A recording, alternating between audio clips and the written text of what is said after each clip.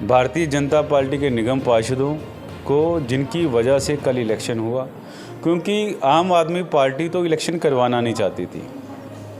वो लास्ट में हमें धरना देना पड़ा कि आप दलित महापौर को महापौर की गद्दी पे बैठाओ।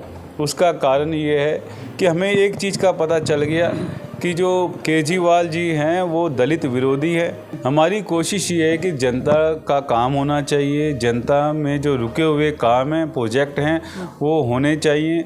दिल्ली का विकास होना चाहिए, कामों में गति होनी चाहिए। वो तभी होगा जब स्टैंडिंग कमेटी बनेगी। और जो इनके वोट 126 थे वो मात्र 118 पे रह गए। फ्लोर में ये फेल हो गए।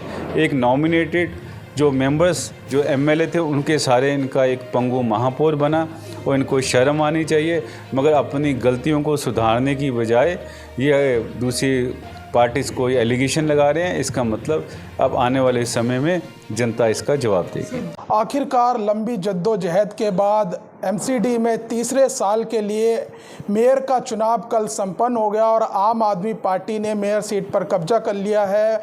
महेश खींची जो है वो नए मेयर दिल्ली के बन गए हैं और डिप्टी मेयर रविंदर भारद्वाज इस वक्त मेरे साथ ज़्यादा बातचीत करने के लिए एमसीडी में नेता प्रतिपक्ष राजा इकबाल जी हैं। सर, कल चुनाव हुआ लेकिन शांतिपूर्ण तरीके से हुआ। जिस तरीके से वहाँ पर लगातार आप लोग लगा रहे हैं कि क्रॉस वोटिंग भी हुई है और 10 सीटों का कम से कम जो क्रॉस वोटिंग हुई है, लेकिन आम आदमी पार्टी कह रही है बीजेपी की लाख साजिशों के बाद भी हमने जो ये चुनाव जीत लिया।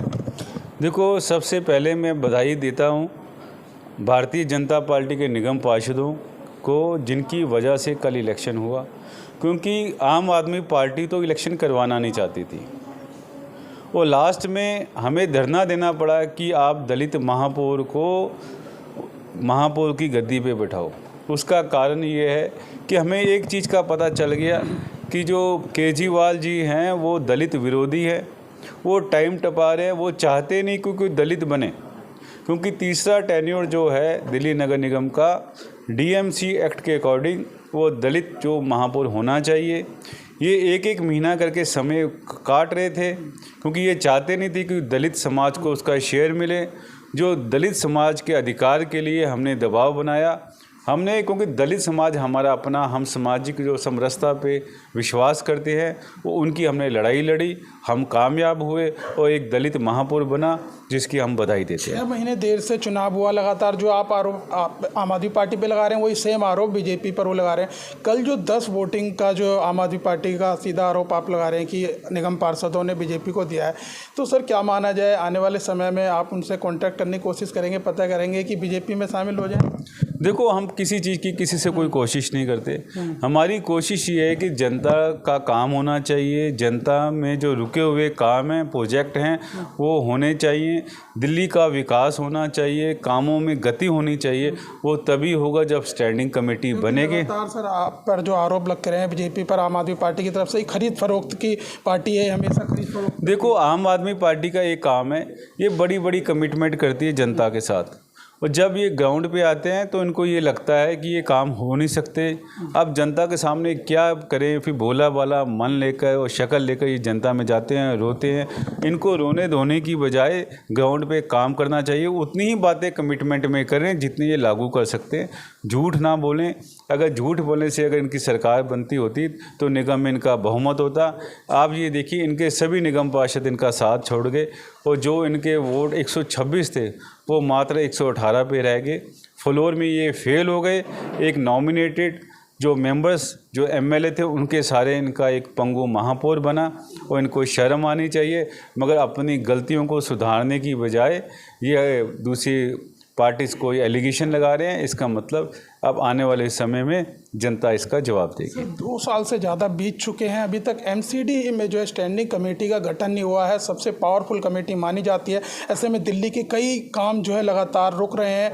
एक वोट को लेकर लगातार जिस तरीके से चुनाव हुआ, उसके बाद लगातार जो है आम आदमी पार्टी की तरफ से आरोप लगाते गए कि सीधा सीधा लोकतंत्र की हत्या। मामला कोर्ट में है। कितनी उम्मीद है कि जल्द से जल्द गठन हो जाएगा और दिल्ली की जनता को काम होने लगेगा फिर? देखो, आप देखिए कि स्टैंडिंग कमेटी के 18 मेंबर्स की कमेटी होती है, जिसमें 10 मेंबर भारतीय जनता पार्टी के हैं, 8 मेंबर आम आदमी पार्टी के हैं। आम आदमी पार्टी को मालूम है जैसे ही स्टैंडिंग कमेटी फॉर्म होगी उसमें भारतीय जनता पार्टी का ही निगम पार्षद चेयरमैन होगा। केवल इसी गम के अंदर और इसी रोष में और इसी नफ़रत में वो लोग स्टैंडिंग कमेटी का इलेक्शन नहीं करवा रहे।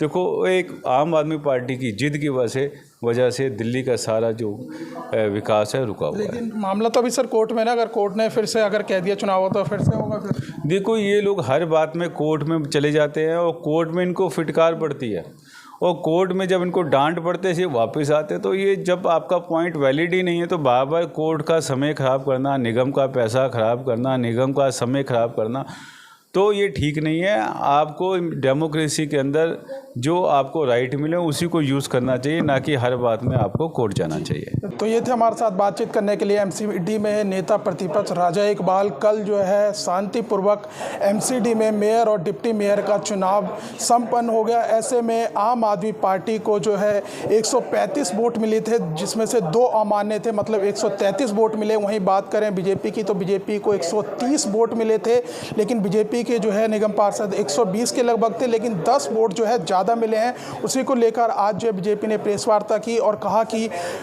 बीजेपी चुनाव हारकर भी जीत गई, 10 वोट जो हैं उनको ज़्यादा मिले हैं। ऐसे में अब नए मेयर के पास सिर्फ 3-4 महीने का समय है, लेकिन देखने वाली बात ये होगी क्या इन 3-4 महीनों में नए मेयर क्या कुछ फैसले लेते हैं। फिलहाल इस वीडियो में बस इतना ही। बाकी खबर देखने के लिए देखते रहिए पॉलिटिशियंस इंडिया न्यूज़। धन्यवाद। अगर आपको हमारा वीडियो अच्छा लगा तो हमारे चैनल को सब्सक्राइब करें, हमारी वीडियो को लाइक करें, शेयर करें और ऐसे ही देश की तमाम बड़ी खबरों के लिए जुड़े रहें पॉलिटिशियंस इंडिया के साथ।